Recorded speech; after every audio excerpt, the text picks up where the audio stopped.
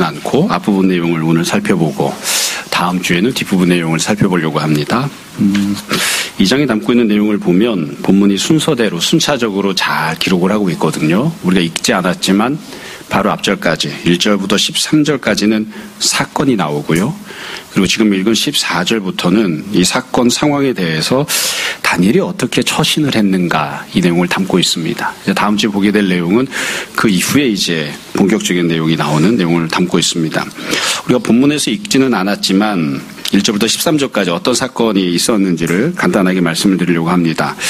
너무나 유명한 사건이어서 잘 알고 있지만 또 우리가 오늘 살펴보게 될 본문 내용도 우리가 잘 알고 있지만 다시 한번 잘 기억하고 되새김질하는 시간이 되었으면 합니다. 먼저 처음에 시작할 때 보면 느부갓네살이 다스린 지 2년이 되는 해에 벌어진 사건이라고 시기가 먼저 나옵니다. 시기에 대한 기록이 나온 건 의미가 있기 때문에 기록이 나왔겠죠. 근데 이 시기와 관련해서 좀 이 논란이 있습니다. 왜냐하면 처음 시작할 때 느부갓네살이 다스린 지 2년째가 되었다 이렇게 돼 있는데 앞장이었던 1장을 보면 다니엘이 바벨론의 포로로 끌려갔잖아요. 포로로 끌려가고 나서 그곳에서 이 바벨론의 학문을 배우는 기간이 3년입니다. 그러니까 3년 동안 배우고 익히는데 지금 이 2장에 나오는 사건은 2년째 이제 벌어진 사건이라고 되어 있단 말이에요. 근데 문제는 앞에 1장을 보면 3년 기간이 다 끝나고 다니엘이 왕 앞에 섰던 것으로 기록을 하고 있습니다. 그러니까 결국 이 2년째 이 일이 벌어졌다는 것에 대해서 조금 다른 입장으로 두 가지로 상이하게 해석을 할 수가 있어요. 하나는 그냥 문자 그대로 쭉 봐서 3년 동안 왕의 궁궐에서 먹고 마시고 배우는데 그중에 둘째 해 2년째에 이 일이 일어났는가 보다. 이렇게 생각할 수도 있고요. 이건 부드럽게 해석을 하는 거죠. 그 다음에 두 번째는 그렇게 해석하지 않고 1장에서 3년이 다 끝났다. 그렇게 보는 겁니다. 3년이 다 끝나고 그 기간이 끝나자마자 이 일이 벌어졌던 것이다. 이제 이렇게 보는 거예요. 이렇게 볼 경우에는 어떻게 이 연도를 계산을 하냐면 이 느부갓네살이 왕으로 등극한 해가 있죠. 그 해가 지나고 나서 등극했던 때 그 다음 연도를 다스린 지 첫 해, 그 다음 해를 다스린 지 2년째 이렇게 이해하겠다 보는 거예요. 그러면 이 느부갓네살이 다스린 지 2년째라는 건 사실은 등극한 해가 1년, 그 다음 첫 해가 2년, 2년째는 실제로는 3년째가 되는 거죠. 이해가 되시죠? 그러니까 그렇게 보면 지금 벌어지고 있는 2년차, 지금 이 2장이 기록하고 있는 내용은 언제 벌어진 게 되냐면 다니엘이 궁궐에서 3년의 기간을 끝내자마자 곧장 벌어진 사건이다. 이렇게 이해할 수 있습니다. 제가 이런 얘기를 구구절절 막 이렇게 이야기한 이유는 딱 하나 때문입니다. 하나만 기억하시면 됩니다. 느부갓네살이 다스린 지 2년째라고 하는 건 다니엘이 3년 훈련 기간을 마쳤건 중간이건 여하튼 얼마 안 지난 시간이라는 거죠. 얼마 안 지난. 그러니까 다니엘이 아직 10대일 때 그리고 바벨론으로 오자마자 조금 시간 지나자마자 이 일이 벌어졌다. 이렇게 기록하는 겁니다. 그래서 어찌 보면 다니엘의 인생에 있어서 순서대로 이렇게 기록하고 있는 게 아닌가 싶어요. 1장은 포로로 끌려오자마자 벌어졌던 사건이고 지금 2장 오늘 우리가 보고 있는 이 본문 내용은 그 다음에 조금 훈련받고 일정한 과정이 마무리가 돼서 이제는 조금 살만한가 싶은 바벨론에서 좀 자리를 잡을 만한가 싶은 그때 벌어진 사건이라는 겁니다. 여하튼 초기에 벌어진 사건이에요. 자, 그러면 어떤 사건이 있었느냐? 문제는 꿈에서 시작하는데 이 느부갓네살 왕이 꿈을 꿨습니다. 근데 꿈이 너무 심란하고 어려워서 잠을 이루지 못한 거예요. 근데 문제는 어디서 벌어졌느냐? 아마 본인도 그 꿈을 잊어버린 것 같아요. 그러니까 내가 아주 심각한 꿈을 꿔서 그것 때문에 너무 힘들었는데 무슨 꿈을 꿨는지 모르는 겁니다.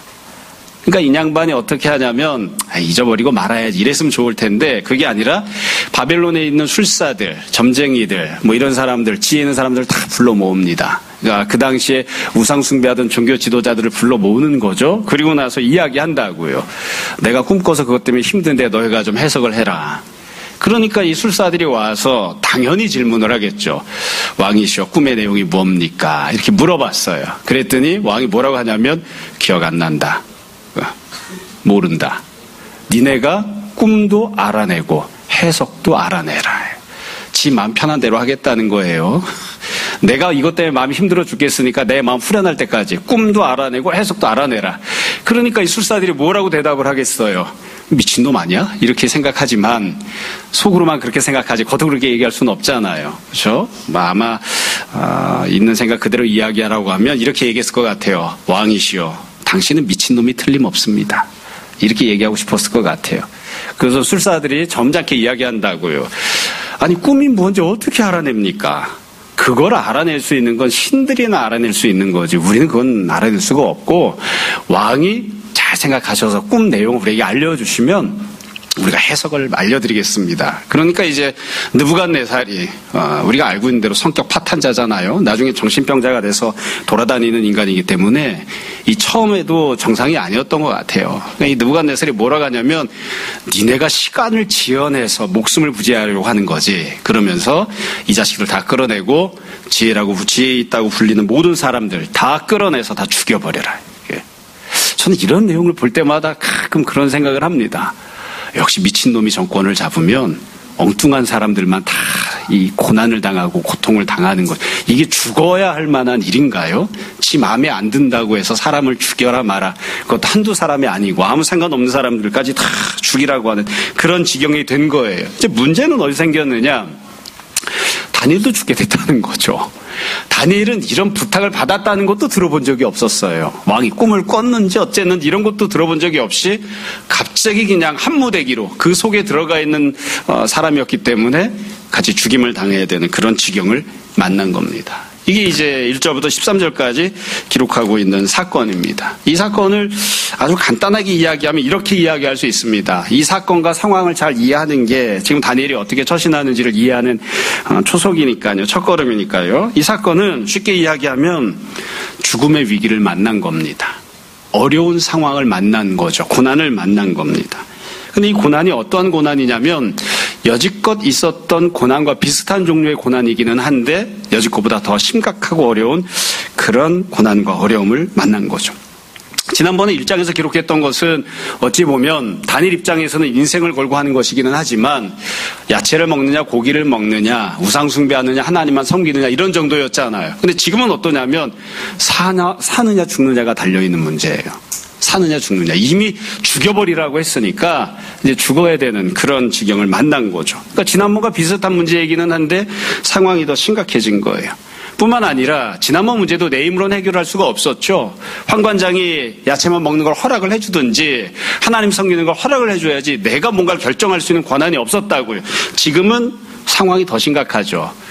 자신을 감독하던 감독관이나 환관장의 문제가 아니라 이거는 최고 통치자와 관련된 문제예요. 느부갓네살이 이미 결정을 해서 명령을 딱 내려버렸잖아요. 이건 어떻게 중간 과정에서 뭔가를 협상을 하거나 아니면 바꿀 수 있는 여지가 없습니다. 가령 뭐 음식 먹어라 이런 거는 환관장이랑 어떻게든 좀 얘기를 하거나 이렇게 저렇게 속이거나 할 수 있는데 그게 어려운 그런 상황인 거죠. 또 뿐만 아니라 앞부분에서는 환관장에게 이야기하고 뭐 이런저런 협상을 해서 열흘 동안 시험을 해보자 뭐 이런 걸 했지만 지금은 그렇지가 못합니다. 그러니까 왕이 어떻게 하냐면 지금 당장 다 죽여라 이렇게 명령이 내려온 거거든요. 그러니까 시간 여유가 없어요. 뿐만 아니라 왕이 뭐라고 하냐면 꿈을 좀 알려주면 해석해 주겠다 그랬더니 니네가 시간을 벌려고 그러는 거지 시간을 지연시키려고 그러는 거지 당장 다 죽여 이렇게 명령이 내려왔거든요. 그러니까 지난번보다 훨씬 더 사태가 심각하고 어렵습니다. 뿐만 아니라 지금 다니엘은 아무 잘못이 없잖아요. 다니엘에게는 어떤 기회가 주어지지도 않았고 다니엘이 무슨 잘못을 하거나 혹은 실수를 하거나 이런 게 없다고요. 죄를 짓거나 이런 게 없다고요. 근데 다니엘이 아니라 옆에 있는 다른 놈들이 멍청해서 혹은 옆에 있는 다른 사람들이 정상적인 인간이어서 뭐 사실은 조금 엄밀하게 이야기하면 느부갓네살의 미친놈이어서 그래서 이 지경을 만나고 있는 거예요. 다니엘에게 아무런 잘못이 없이 다니엘이 덤탱이를 쓰고 목숨을 잃어야 하는 그런 상황을 만난 거죠. 그래서 이게 지금 사건이고 상황입니다. 그러니까 다니엘 입장에서 놓고 보면 그런 것 같아요. 바벨론에 끌려왔죠. 내 인생이 왜 이 모양 이 꼴인가. 나 이제 어떻게 살아야 하는가. 그때 믿음으로 하나님 의지하고 내가 믿음으로 살겠다. 우상 숭배하지 않겠다. 이렇게 해서 살 길이 열렸단 말이에요. 그래도 노예로 포로로 끌려왔지만 식민지에서 그래도 어떻게든 살 길이 열렸는데 한 2, 3년 평안하게 살았습니다. 이제는 바빌론에서 어떻게라도 밥벌이라도 하고 좀 먹고 살 만한 지경이 되는가 했더니만 어떠했는가. 또 문제가 생긴 거예요. 지난번보다 더 심각한 문제와 어려움이 생긴 겁니다. 그러니까 이게 이 사건이 시작되는 이 본문을 우리가 이해하는 첫걸음인 거예요. 그래서 다시 말씀드리면 고난이 다시 찾아왔습니다. 반복적인 고난이 다시 찾아온 거예요. 이전보다 더 심각한 문제가 찾아온 거죠. 여러분들에게도 죄송하고 다니엘에게도 죄송하지만 사실 저는 이런 내용들을 읽고 이해할 때마다 그런 생각을 합니다. 다니엘이 멍청한 사람이 아니잖아요. 똑똑한 사람이니까 또 하나님이 주신 지혜가 있으니까 다니엘은 어느 정도 예견할 수 있었을 거라고 생각합니다. 여러분 입장 바꿔놓고 생각해 보세요. 내가 바벨론의 포로로 끌려갔습니다. 좋은 일이 있을까요? 좋은 일이 있을까요? 지금까지 이렇게 잘해봤자 포로로 끌려온 인간 아닌가요? 처음에 어려운 일이 있었죠. 사실 다니엘이 정상적인 사고방식을 갖고 있었다면 지금 2장에서처럼 또 어려운 일이 생기겠지 얼마든지 알 수 있습니다. 이건 우리도 마찬가지예요. 참 이게 비참하고 불행한 일이긴 하지만 안타까운 일이지만 부모님이 가난해요. 좋은 일이 있을까요? 편안하고 행복하게 부자로 넉넉하게 살 수 있을까요? 중학교에 들어갔어요. 성적이 안 좋아요. 고등학교 올라갔어요. 성적이 안 좋아요. 좋은 일이 있을까요? 얼마든지 알 수 있잖아요. 태어났는데 내가 별로 몸이 건강하지 않아요. 앞으로 어떻게 살게 될까요? 힘들겠죠. 힘들겠죠. 어렵습니다. 참 권사님들이나 집사님들이 가끔 그런 얘기를 한다고요. 옆에 있는 배우자를 쳐다봐요. 남편을 보고 좋은 일이 있을까요? 내 인생이 어떨지 대략 보입니다. 여지껏 또 이랬는데 앞으로는 편안할까? 여지껏 힘들었는데 앞으로도 어렵겠지. 사실은 상식적으로 알 수 있습니다. 예전에 한번 신문에 기사 난 걸 보고 우리가 다 공감하고 웃었던 적이 있었습니다. 삼성그룹 회장을 하는 사람은 항상 좋을까요? 시장에 가서 떡볶이도 먹어줘야 됩니다. 정권이 바뀔 때마다 힘들죠. 조그만한 사업을 하는 사람만 힘들고 어려운 게 아니라 큰 사업을 하는 사람도 한국 땅에 태어나서 살아가면 어렵습니다. 어제 고난을 만나고 어려움을 믿음으로 헤쳐나가면 그 다음엔 항상 평안하고 좋을까요? 상식적으로 머리를 갖고 있는 사람이라면 알 수 있어요. 앞으로도 힘들고 어려운 일이 있을 겁니다. 그거 벗어나기 참 어렵습니다. 주변에 있는 사람들 한번 생각해 보세요. 여건들이 환경들이 나보다 상대적으로 좋은 사람들도 있지만 우리 어차피 다 한국 땅에서 태어나서 이곳에서 살아갑니다. 지금도 어려움이 있고 앞으로도 어려움이 있을 거예요. 다니엘은 우리가 지금 강해를 시작해서 함께 말씀을 나누고 있지만 다니엘서 1장부터 6장까지 다 무슨 내용일까요?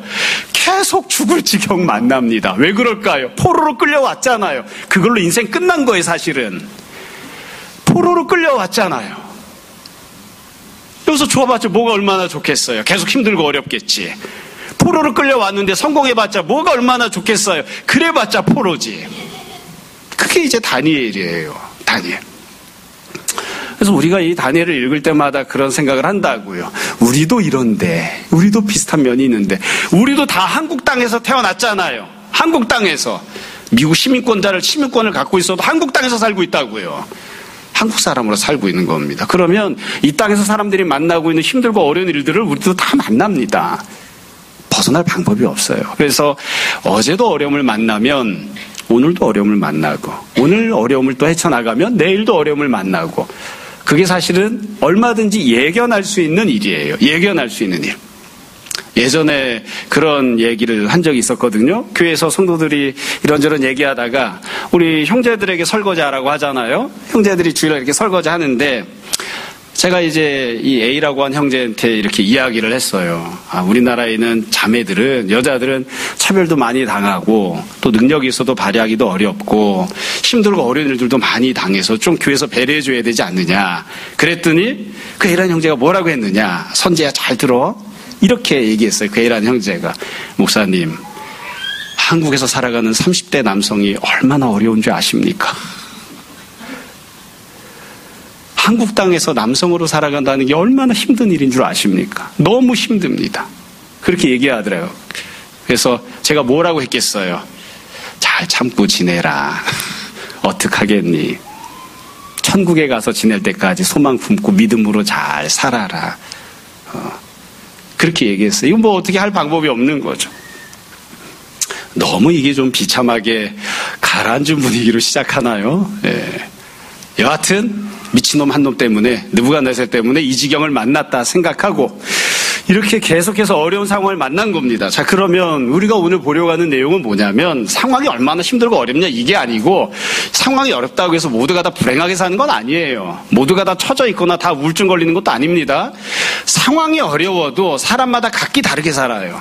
근데 이와 같은 반복된 더 심화된 고통과 어려움 속에서 다니엘은 어떻게 했는가?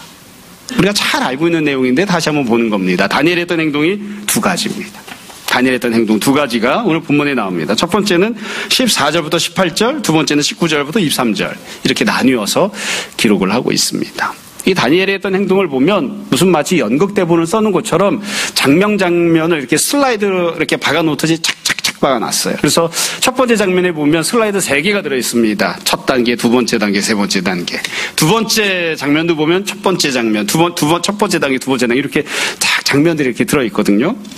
먼저 14절과 15절부터 볼게요. 14절에 보면 이렇게 되어 있습니다. 그때에 이제 다 죽게 된 때예요.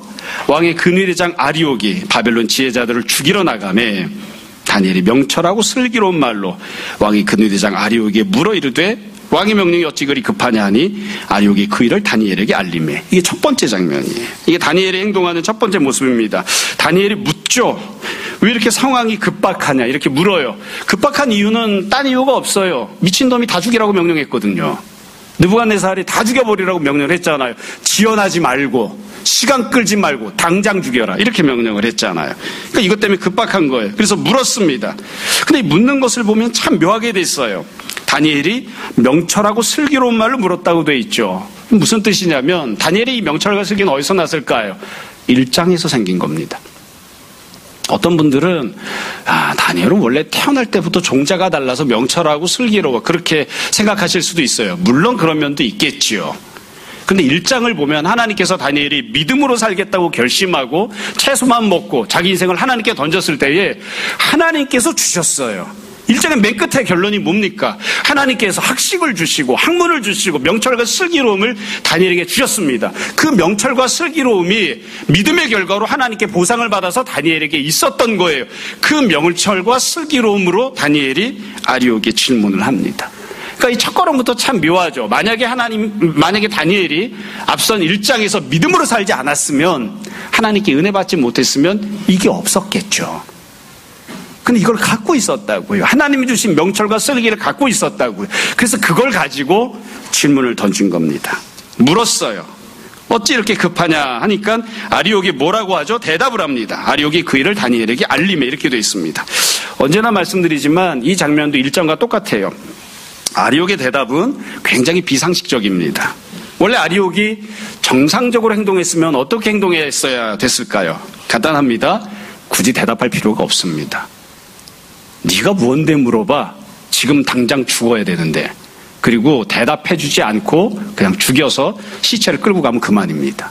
그게 원래 왕이 내렸던 명령이니까요. 근데 어떻게 해요? 아리옥이 대답을 합니다. 다르게 표현하면 시간을 지연합니다. 그리고 현실적으로 표현하면 다니엘이 목숨을 부지할 수 있게 해줍니다. 이게 참 묘한 일이죠. 그래서 언제나 우리가 생각하는 것처럼 아리옥은 무슨 깡이 있어서 이렇게 했을까? 아리옥은 목숨이 2개인가? 10개라도 되나? 왕이 명령했는데 미친놈인 왕이 명령한 것에 순종하지 않고 살아 돌아갈 방법이 있을까? 아리옥 이 사람도 지금 살지 죽을지 모르는 판국인데, 근데 아리옥이 다니엘에게 대답을 해줘요. 그리고 시간을 지연시켜주고 다니엘의 목숨을 부지시켜줍니다. 우리가 이것을 다 깨닫고 알 수 있죠. 지난주와 똑같습니다. 조금 더 예민하게 관심을 가지고 쳐다보고 있으면 상황이 일반적이고 상식적이지 않은 모습으로 아주 약간 달라지게 틈이 벌어진 모습으로 전개가 되는 걸 알 수 있어요. 하나님이 역사하시는 거죠. 하나님이 은혜를 베풀고 계신 겁니다. 하나님께서 아리옥에게 대답할 마음을 주시는 거예요. 이게 처음 장면입니다. 처음 장면. 자, 이렇게 해서 첫 장면이 지나고 나니까 다니엘이 목숨을 부지했죠. 그리고 난 다음에 두 번째 16절입니다. 16절에 보면 다니엘이 들어가서 왕께 구하기를. 다니엘이 이번에는 왕을 직접 찾아갑니다. 참 이게 저는 이 장면도 보면 우리야 뭐 들어갔는가 보다 이렇게 생각할 수도 있지만 이 대단히 용기를 내야 되는 거예요. 왕에게 들어갔을 때 느부갓네살이 다니엘 보고 제일 처음에 뭐라고 말하는 게 상식적일까요?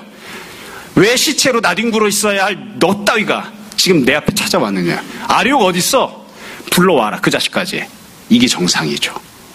근데 다니엘이 지금 죽을 둥살둥 간신히 목숨을 부지한 다음에 어떻게 감히 왕을 찾아가는 거예요. 여러분 입장 바꿔놓고 생각을 해보자고요. 여러분이 다니엘이에요. 아리옥이 자기를 살려주고 시간을 지체했습니다. 어떻게 하시겠습니까? 여러분 아들이 다니엘이라면 어떻게 하시겠어요? 그런 일이 생겨서는 안 되겠지만 만약에 호윤이가 다니엘이라고 치자고. 지형자매 만약에 이런 상황에 호윤이가 엄마 아리옥이 나한테 좀 시간을 줬는데 그러면 지형자매는 어떻게 이야기하겠어? 뭐라고 하겠어? 호윤이에게 호윤아 왕을 찾아가라 그렇게 하겠어요? 그건 생모가 아니지.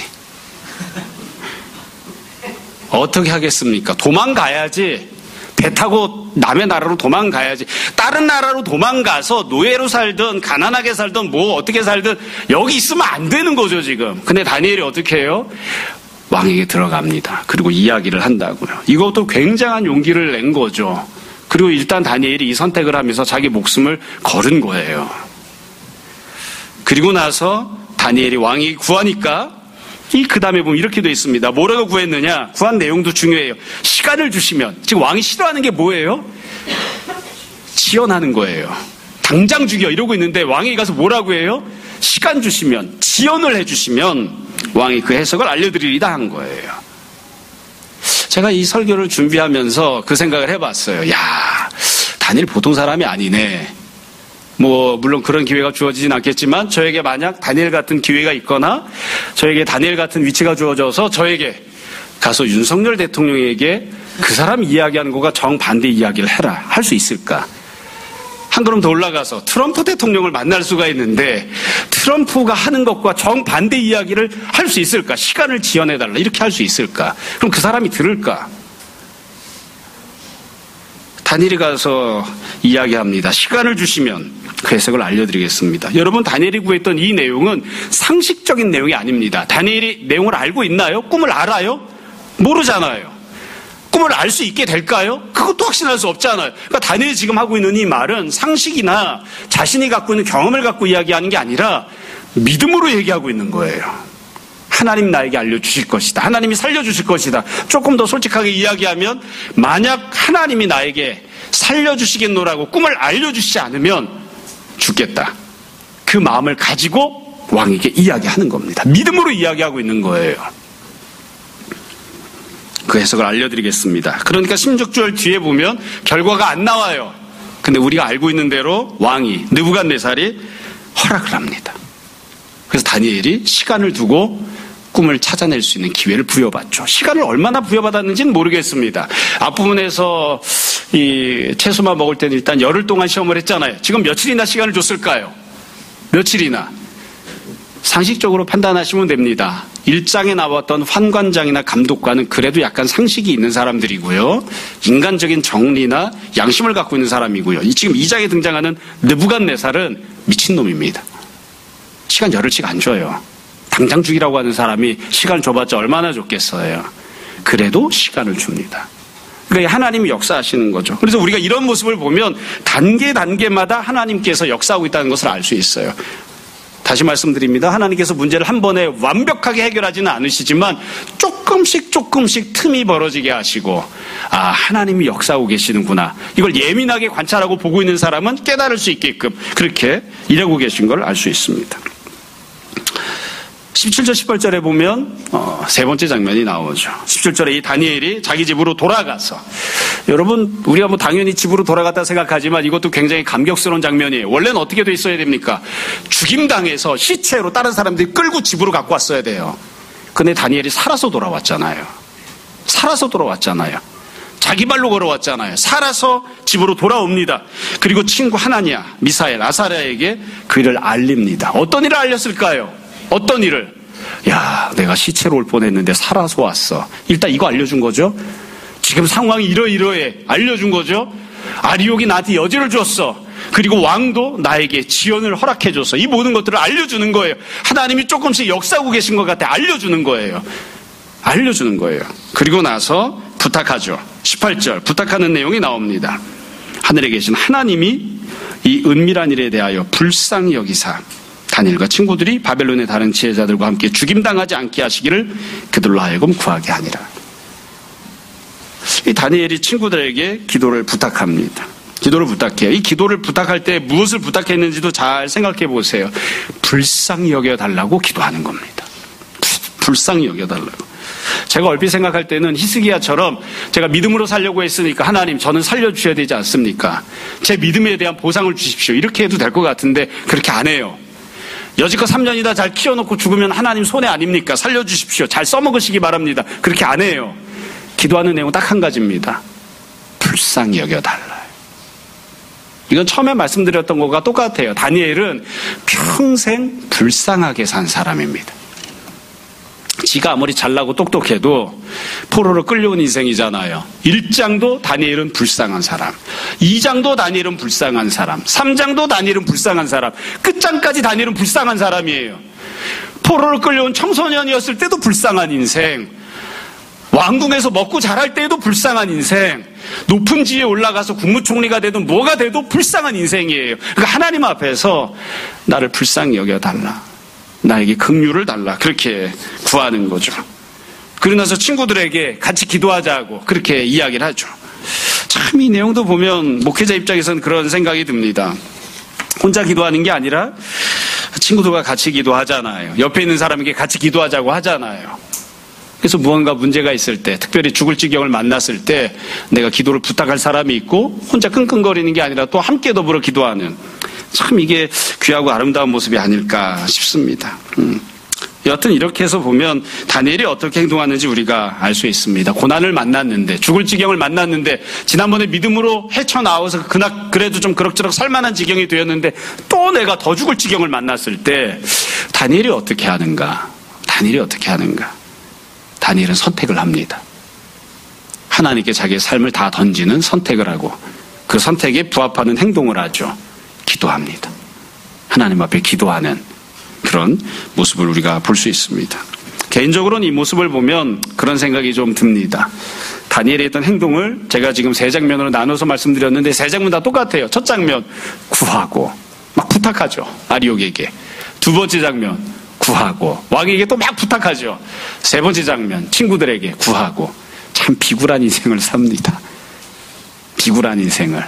죽을 때까지 다니엘은 이 장면에서도 구하고요, 나중에 높은 지위에 올라가도 구하고요, 죽을 때까지 옆에 있는 사람들에게 도움을 구하면서 하나님께 은혜를 구하면서 그러면서 살았던 게 다니엘입니다. 구하고 또 구하고. 이건 좀 안 바뀌나 몰라요. 우리가 바라는 건 그거죠. 베풀고 명령하고 결정하고 시행하고, 이게 우리의 모습이 되었으면 좋겠는데 다니엘은 불행하게도 그렇게 못 살았습니다. 죽을 때까지 자기 주변에 있는 사람들에게 구하고 또 부탁하는 그런 모습으로 이제 살았던 거죠. 두 번째 장면으로 넘어가면 두 번째 단계입니다. 19절부터 보면 사건이 그 다음에 어떻게 전개가 되었는가, 다니엘이 어떻게 했는가가 나와요. 19절 이렇게 되어 있습니다. 이에 이 은밀한 것이 밤에 환상으로 다니엘에게 나타나 보임에 다니엘이 하늘에 계신 하나님을 찬송하니라.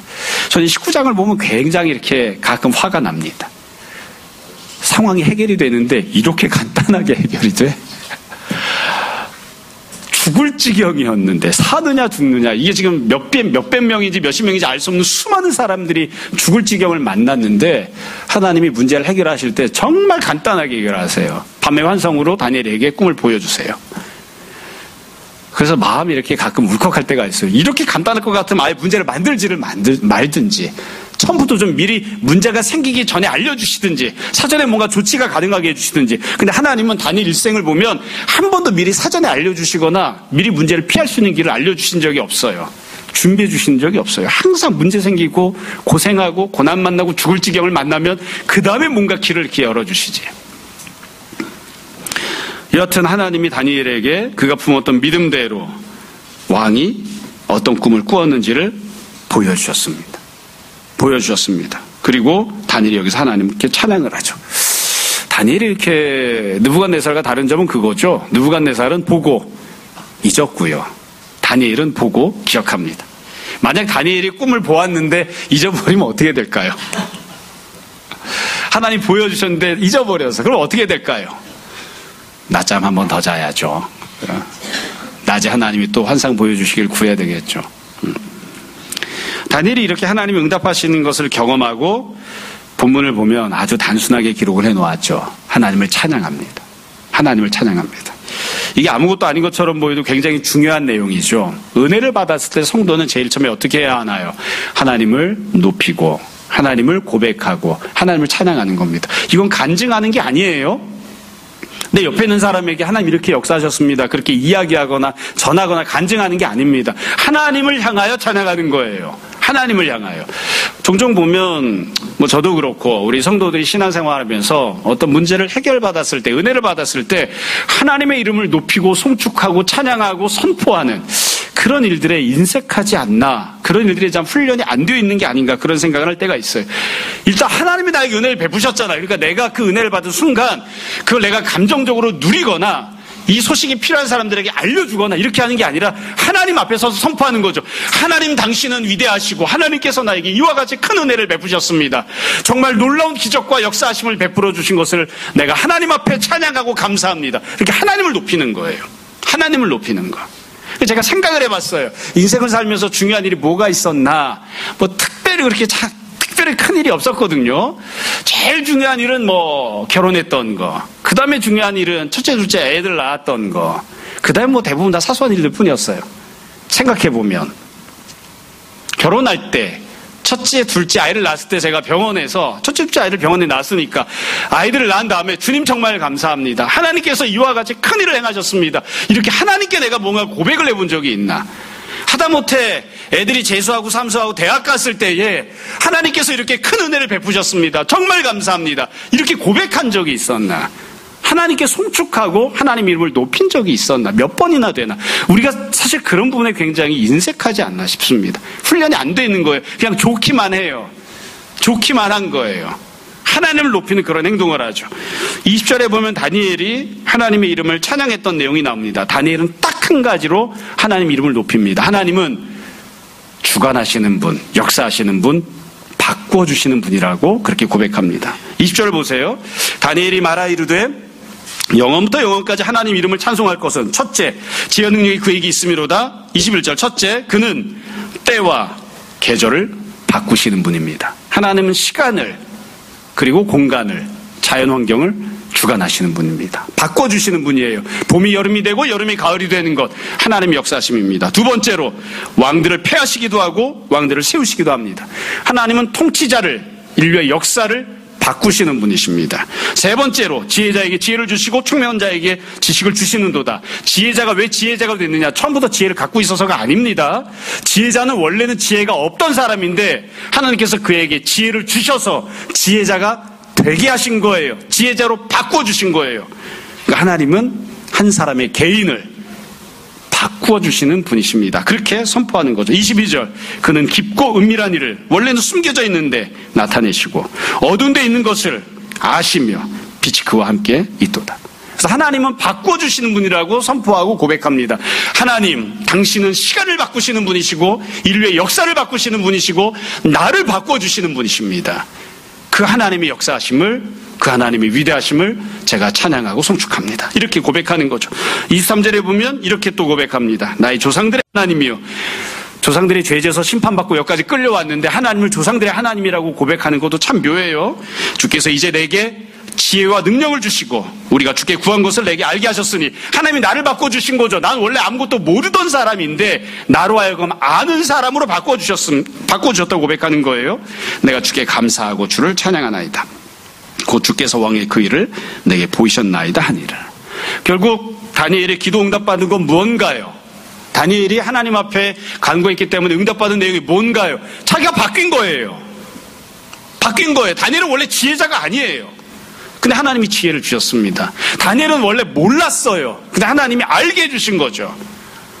그게 하나님의 역사하심이고 하나님이 베푸신 응답입니다. 그래서 다니엘이 하나님 앞에 찬양을 하는 거죠. 내가 하나님 앞에 기도했더니 하나님께서 내 머리를, 내 몸을, 내 시간을, 내가 살아가고 있는 인류의 역사를, 내가 더불어 지내고 있는 이 자연환경을, 이 모든 것들이 다 하나님의 주권하에 있기 때문에 하나님이 바꿔주시고, 하나님이 역사해 주시고, 하나님이 은혜를 주셔서 내가 원래는 죽임당해야 할 형편이었는데 지금 나 자신도, 내가 살아가는 역사도 내가 살고 바뀌어지는 그런 은혜를 내가 누리게 하셨습니다. 그렇게 고백하는 겁니다. 우리가 오늘 보려고 하는 내용은 여기까지입니다. 우리가 뭐 다 잘 알고 있는 내용이기 때문에 제가 알고 있는 말씀을 다 한 번씩 다 더 말씀드린 겁니다. 본문이 여기서 끝나지 않고 다니엘이 이제 느부갓네살을 찾아가서 그가 어떤 꿈을 꾸었는지를 설명을 하죠. 그리고 그 해석을 알려줍니다. 그 해석은 하나님께서 시간을 바꾸시는 분, 하나님께서 통치자와 역사를 바꾸시는 분임을 나타내는 꿈입니다. 이제 그 내용을 이제 다음 주에 쭉 설명하고 선포할 겁니다. 자, 오늘 말씀을 정리하겠습니다. 너무나 다 잘 알고 있는 내용, 이미 들었던 말씀을 세 가지로 정리해서 말씀드릴게요. 간단합니다. 첫 번째, 상황입니다. 문제는, 어려움은 반복해서 생깁니다. 그런 반복적인 어려움을 만나지 않을 수 있는 사람 아무도 없습니다. 어제도 어려움이 있고 오늘도 어려움이 있습니다. 다시 말씀드려요. 사람은 한국에 태어났건 미국에 태어났건 이스라엘에서 살고 있건 바벨론의 포로로 끌려갔건 육신을 갖고 이 땅을 살아가는 동안 반복되는 심화되는 고통과 어려움을 만납니다. 그게 우리의 운명입니다. 벗어날 방법이 없습니다. 두 번째로, 다니엘은 어떻게 하나요? 믿음을 선택합니다. 다른 어떤 해결책도 준비하지 않아요. 믿음을 선택합니다. 하나님을 선택하고 하나님께 자신의 삶을 맡기고 하나님 앞에 나와 기도합니다. 그게 다니엘의 선택입니다. 그래서 이전보다 더 나은 믿음을 보여주고 이전보다 더 큰 은혜를 구하고 이전보다 더 크게 역사하시는 하나님을 경험하는 거죠. 마지막 세 번째로, 하나님은 어떻게 하시나요? 들으시고 응답하시고 역사하십니다. 하나님께서 다니엘에게 그가 이미 지식과 명철을 갖고 있는 사람임에도 불구하고 그가 여전히 알지 못하던 것을 알게 하시고 그가 지혜자가 되게 바꾸어 주십니다. 그래서 결국 다니엘이 지혜자로 바뀌어졌기 때문에 그가 살아가고 있는 세상도 바뀌게 되고 그가 살아가며 행하는 일들도 바뀌게 되는 그런 은혜를 베풀어 주시는 거죠. 처음에는 모든 사람들이 아무것도 몰랐지만 이제는 다니엘은 알고 있는 사람으로 바뀌고 그래서 하나님께 쓰임받는 그런 사람이 됩니다. 여러분, 사람마다 다 각각 처하는 상황, 형편, 문제가 각기 다릅니다. 또 만나고 있는 고통과 문제의 종류도 각기 다릅니다. 그러나 우리가 선택해야 하는 선택은 다 동일합니다. 때때로 좀 비굴해 보여도 구하고 옆에 있는 사람들에게도 구하고 하나님 앞에 믿음을 가지고 나와 은혜를 구하고 기도하고 간구하고 그래서 결국 비록 고난이 가득한 이 땅을 살아가지만 지금도 하나님께서 살아계심을 경험하고 하나님의 역사하심을 누리고 그리고 그 은혜로 하나님을 송축하고 선포하고 주변 사람들에게 전하고 간증하는 그런 삶을 살아가는 그게 우리 모두의 삶이 되었으면 좋겠습니다. 그래서 옆에 있는 다른 사람은 난 죽을 지경이야. 미친놈이 통치자야. 저 자식이 왜 저러는지 알 수가 없어. 그러고서 그냥 포기하고 낙담하고 그냥 그렇게 살아가는 것처럼 보일 때 우리는 똑같은 세상에서 살아도 전혀 다른 세상을 살 수 있었으면 좋겠습니다. 날마다 주님을 송축하고 날마다 주님 앞에 간증거리가 흘러넘치는 믿음으로 살아서 하나님의 역사심을 경험하는 우리 모두가 되기를 주님 이름으로 축원합니다. 잠시 기도하겠습니다.